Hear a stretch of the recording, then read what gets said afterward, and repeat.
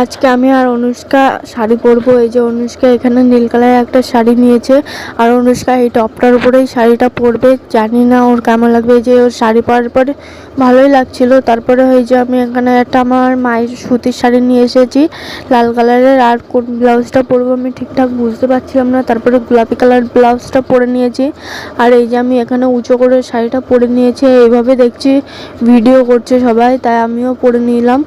এবার আমাকে মানে আমি নিজে শাড়ি পরি তো অতটাও ভালো হয়নি, তার জন্য আমাকে অতটাও ভালো লাগছে না।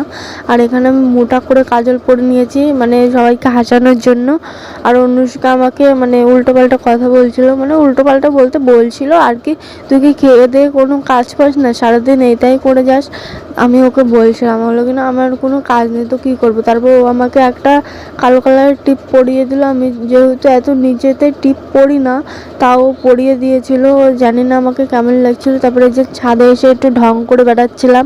এবার এদেরকে আমার ঢং করা হয়ে গেছে। তারপর আমি এই যে এখানে আমি মাথার ফুল খুলে রেখেছিলাম। মানুষকে বলছিল চল আবার একটা ভিডিও করতে হবে, তাই এখানে ফুল নিয়ে আবার চলে এসেছি।